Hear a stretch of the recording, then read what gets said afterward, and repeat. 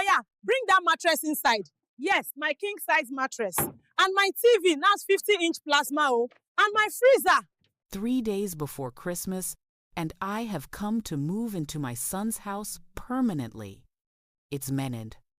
Don't look at me like that. You think I didn't hear about your small, quiet Christmas plan? Oh my God, not again, honey! Your mother is here! My king-size mattress. And my TV, 50-inch plasma O. And my freezer. Yes, I finally bought my own freezer. Everything is coming in. Welcome to Mama December. Merry Christmas to me. But to understand how a simple Christmas plan turned into a family war, let me tell you what happened 3 weeks before Mama showed up with that truck. It was December 1st when Amara sat down with her husband Chidi in their cozy 3-bedroom flat in town. She had planned everything perfectly. Their first Christmas alone in 2 years. No extended family drama. No village politics, just them. "Babe, I've ordered the Christmas turkey online," Amara said, showing Chidi her phone. "And I got us matching pajamas for Christmas morning. We can watch movies, cook together, maybe take those romantic photos for Instagram." Chidi smiled and pulled her close. "I can't wait, my love. Just us. Peace and quiet." They had worked hard for this. Chidi worked at a telecommunications company in the city. Amara taught at the local secondary school. Their 3-bedroom flat was modest but beautiful. The living room had soft cream couches they'd saved 6 months to buy. The kitchen had new cabinets Amara organized with care. Their bedroom was their sanctuary, decorated with fairy lights and photos from their wedding 3 years ago. The 3rd bedroom? That was Amara's prayer room and reading space, her peaceful corner. Everything was perfect until December 22nd. Amara was in the kitchen that morning, marinating chicken for their Christmas prep, when she heard it, a loud horn, then another. She looked out the window and her wooden spoon fell from her hand. A massive moving truck was parked outside their gate, and standing beside it, directing 4 men carrying furniture, was Mama Ego, her mother-in-law. "Chidi!" Amara's voice came out as a whisper. "Chidi!" Her husband ran from the bathroom, towel around his waist, water dripping. "What? What happened?" "Your mother is here, with a truck." "What truck?" "Maybe she brought Christmas gifts." "A moving truck, Chidi." They both rushed outside. Mama Ego stood there in her best Ankara wrapper, hands on her hips, supervising like a general commanding troops. "Mama, good morning, oh," Chidi stammered. What is happening?" "My son!" Mama Ego embraced him dramatically. "Surprise! Your mother is moving in. Permanently. I sold my apartment. This is my home now." Amara felt the ground shift beneath her feet. "But Mama, you didn't..." "Didn't what?" Mama Ego's eyes narrowed. "This is my son's house. Am I not welcome in my own son's house?" That night, after the movers left, after Mama Ego's king-size mattress filled the 3rd bedroom, after her 50-inch TV replaced their small one in the living room, Amara lay in bed staring at the ceiling. Chidi was already asleep, or pretending to be. From the other room, she could hear Mama Ego's loud phone conversation. "Yes, oh, I'm inside now, finally!" Amara realized with cold clarity. This wasn't a visit. This was an invasion. And Christmas? Christmas was ruined. By December 23rd, Mama Ego had transformed their peaceful home into her personal kingdom. It started at 5:30 a.m. Amara woke to loud gospel music blasting from the new TV. She stumbled to the living room to find their furniture rearranged completely. The cream couches she loved, pushed against the wall. Mama's heavy wooden chairs now dominated the center. "Good morning, Mama," Amara said carefully. "The music is quite loud." "This is praise time," Mama Ego declared, stirring a pot in the kitchen. In this house, we start the day worshiping God. Or don't you believe in God? Amara bit her tongue. She went to make breakfast, but stopped cold. Every single thing in her kitchen had been moved. Her organized spice rack, gone. Her meal prep containers, shoved into bottom cabinets. Mama's clay pots and giant mortars now occupied every counter space. "I've cooked breakfast," Mama announced. "My special bitter leaf soup from yesterday, and Gary. That's real food, not this cornflakes and tea nonsense." At 9 a.m., Amara's phone buzzed. Her friend Nosy. "Girl, are you okay? I heard your MIL moved in." Before Amara could respond, Mama Ego appeared behind her. "Who are you texting? Your boyfriend?" "Mama, it's my friend." A married woman always on phone. "Chitty, come and see-o." When Chitty came home from work that evening, Amara had planned a romantic dinner. She'd bought his favorite wine, made his favorite pasta despite Mama's takeover of the kitchen. She'd set the table with candles, put on her nice dress. Then Mama Ego emerged from her room. "Chitty, my son, come, come! I made your favorite ofnasala soup. Real food, not this spaghetti that doesn't even fill the stomach." Chitty looked between them. Amara held her breath. "Ah, Mama, thank you, oh." He sat at Mama's table. "Amara, you can eat the pasta tomorrow, Abi?" Amara's heart cracked. She blew out the candles. December 24th, Christmas Eve, was worse. Amara and Chitty always spent Christmas Eve together. Just them, exchanging one gift at midnight. It was their tradition. At 8 p.m., Amara put on the red dress Chitty loved. She'd hidden his gift, a new watch, in her closet for 2 months. The doorbell rang. Then again. And again. 15 of Mama Ego's church friends flooded into their small flat, loud talking, loud laughing. Mama had invited them without asking. "Surprise," Mama announced. "I told my prayer group about moving in with my son. They came to celebrate." Their quiet Christmas Eve became chaos. Strange women sat on their bed taking photos. Mama gave away Amara's carefully portioned Christmas chicken to guests. Someone's child spilled juice on their cream couch. Chitty just smiled weakly. Mama is happy. Let her enjoy. At midnight, while Mama Ego and her friends sang and danced, Amara locked herself in the bathroom and cried. Through the door, she heard Mama's voice. "Where is that wife of yours? Doesn't she know how to entertain guests? Chitty, my son, maybe we need to find you a proper wife who respects family." And Chitty said nothing. He said absolutely nothing. Christmas morning, Amara woke up exhausted. She'd finally fallen asleep at 3 a.m. after Mama's guests left. She reached for Chitty, but his side of the bed was cold. She found him in the living room, looking miserable, surrounded by the destruction from last night's party. "We need to talk," Amara said quietly. "I know you're upset." "Upset? Chitty, your mother has taken over our entire home. Our Christmas is ruined. Our privacy is gone. And you won't even... She's my mother, Amara. What do you want me to do? Throw her out? I want you to set boundaries. She can't just... Mama Ego emerged from her room, dramatic as always. "Why are you people shouting on Christmas morning?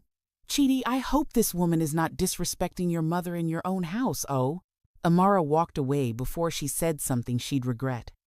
She went to the bedroom, grabbed her phone, and called Ngozi. "I can't do this anymore. Come to my place. Clear your head." At Ngozi's house, Amara finally broke down. "She acts like she owns everything. She treats me like a stranger in my own home. And Chitty, he's choosing her over me every single time." Ngozi held her friend. "Babe, I need to tell you something. My cousin lives in your mother-in-law's former compound. Mama Ego didn't sell her apartment. She lost it." "What?" "She got into some bad investment scheme. Lost everything. Been planning this move for months. She was telling people she'd finally take her rightful place in her son's house. Amara's blood ran cold. This wasn't spontaneous. This was calculated.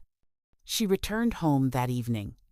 Mama Ego was on the phone in the living room, speaking loud enough to be heard.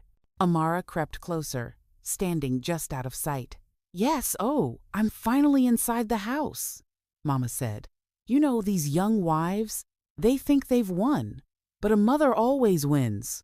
I'm watching everything now. Her cooking, her dressing, how she talks to my son. I'll find something wrong. Then Chidi will see she's not the right woman for him." Amara's hands shook. Mama continued. "That Christmas plan they had? Just the two of them? 2 fiacwa over my dead body. No son of mine will choose a wife over his mother. I didn't raise him for some girl to come and snatch him away." When Chidi came home, Amara pulled him into their bedroom. "We need to talk. Now." "Again? Amara, it's Christmas. Your mother is manipulating you. She lost her apartment. She planned this move for months, and she wants to destroy our marriage." "That's ridiculous. I heard her on the phone. She literally said she's going to find faults with me until you leave me." Chidi looked exhausted. "You're exaggerating. Mama is she's old-fashioned. She doesn't mean—" "She means exactly what she said." Amara's voice broke. "And you're letting her." Chidi rubbed his face. "What do you want me to do? She's my mother. She has nowhere else to go. She had somewhere. She chose to lose it. And now she's choosing to destroy us. You're being dramatic." Those 4 words. That's when Amara knew. If she didn't fight for her marriage now, she'd lose it. Not to another woman, to her own mother-in-law. December 25th, Christmas dinner. Amara had cooked for hours despite Mama Ego's constant interference. She made jollof rice, fried rice, chicken, salad, everything. A small feast for 3 people. At 5 p.m., the doorbell started ringing. Mama Ego's guests. Again. "Surprise!" Mama announced. "I invited our church members for Christmas dinner. What's Christmas without family?" 15 strangers descended on their food. Amara watched her hard work disappear within minutes. Nobody even thanked her. After everyone settled, Mama Ego stood up, glass in hand. "I have an announcement." The room went quiet. Chidi looked nervous. Amara's heart pounded. "I want everyone to know I'm not visiting. I have moved into this house permanently. This is my son's house, which means it's my house too. I will live here and care for my son properly. That's what mothers do." Applause from her church friends. Chidi's face went pale. Amara stood up. No, everyone turned. Mama Ego's smile vanished. "What did you say?" "I said no." Amara's voice was calm but firm. "Mama, you cannot move into someone's home without their agreement. You cannot take over their lives. You cannot manipulate your son." Gasps around the room. Mama Ego's face twisted. "How dare you? Chidi, are you hearing this? Your wife is disrespecting me. In front of everyone." "I'm not disrespecting you, Mama. I'm telling the truth. You lost your apartment through bad choices. You planned this move to control us. I heard you on the phone. You want to destroy our marriage." "Lies!" "This woman is lying." Chidi stood up, finally. "Amara, maybe we should discuss this privately." "No, Chidi, not this time. Your mother came with a moving truck without asking. She's rearranged our entire home. She invited strangers without permission. She interrupts our privacy. She criticizes everything I do. And you've said nothing. She's my mother. And I'm your wife." The room was dead silent. Mama Ego started crying dramatically. "My own son's wife wants to throw me on the street. On Christmas. What kind of wickedness is this?" "Nobody is throwing you anywhere," Amara said. "But we need boundaries. You cannot live here permanently. You cannot take over our home. One of the church women stood up. "This is terrible. How can you treat your mother-in-law like this?" Then Elder Okafor, their neighbor, spoke. He'd been sitting quietly in the corner. "Excuse me, may I say something?" Everyone turned to the respected elder. He was 65, gray-haired, known for wisdom. "Mama Ego, I have known you for many years. This is not the first time you've done this." "What? Your first son, Emeka? You moved into his house. His wife left him. Your daughter, Ifeoma? You tried the same thing. She had to move to another state to escape. Now Chidi." Mama Ego's face went white. That's different. It's the same pattern. You use respect for elders as a weapon. You manipulate, you control, and you destroy your children's marriages. The truth hung in the air like smoke. Chidi stared at his mother, pieces clicking together. Christmas evening, after everyone left, the three of them sat in the living room. The destroyed decorations, the empty plates, the tension thick enough to cut. Elder Okafor had stayed behind. "Chidi, may I speak?" "Yes, sir." End quote. Your mother is not evil, but she's afraid of being alone, afraid of being forgotten. So she tries to control, but control disguised as love is still control, and it destroys everyone. Mama Ego sat with her arms crossed, tears on her face. Real tears this time, not manipulation. "Mama," Chidi said slowly, "is it true about Emeka and Ifeoma?" Silence. Then, quietly, I just wanted to be close to my children. By destroying their marriages? I didn't mean to. When your father died, I felt so alone. I thought if I could live with you, care for you, I wouldn't feel so. She broke down. I wouldn't feel so useless. Amara's anger softened slightly. She saw it now. A lonely widow who'd lost her way. "Mama, we don't hate you," Amara said gently. "But you can't live here like this. You can't take over our home. Marriage requires privacy. It requires space. So you are throwing me out." "No," Chidi said firmly. "We're setting boundaries. Real ones. Healthy ones." The next morning, December 26th, they sat down with a plan. Elder Okafor helped mediate. The solution: Mama Ego would move into a small one-bedroom apartment 3 streets away, close enough to visit, far enough for everyone to breathe. Chidi and Amara would help pay rent for 6 months, while Mama sorted her finances. She could visit for Sunday lunch. She could call any time, but she had her own space. "But I have no furniture now," Mama said, smaller than before. The movers took everything back to storage. "We'll help you furnish it," Chidi said, slowly, together, as a family. "It's no date." Mama Ego was angry at first. She pouted.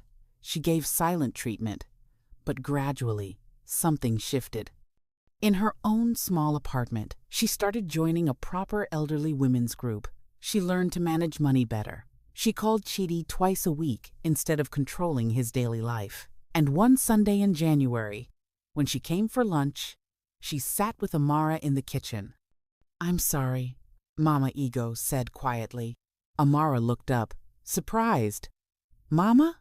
I almost destroyed my son's marriage, like I destroyed the others. I was so afraid of being alone that I couldn't see what I was doing." "You weren't useless, Mama. You were just lost. Can you forgive me?" "I already have." That evening, after Mama went home to her apartment, Chidi pulled Amara close on their cream couch, finally back in its proper place. "I'm sorry," he whispered. "I should have protected our marriage from the beginning. You were caught between love and duty, but you learned." And so, Chidi learned what many men learn too late. Respect for your mother is sacred, but your wife is your partner for life. Just as a man who brings a side chick home for December destroys his family, a man who lets his mother take over his marriage destroys it too. Boundaries are not disrespect. They are protection. Mama Ego finally understood.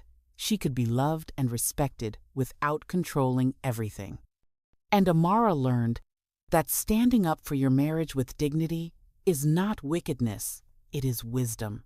That Christmas, they learned the greatest lesson. Family is important, but marriage is sacred. And the best gift you can give those you love is not unlimited access. It is healthy boundaries that let love grow without suffocation. The moving truck never came back. But love finally had room to stay.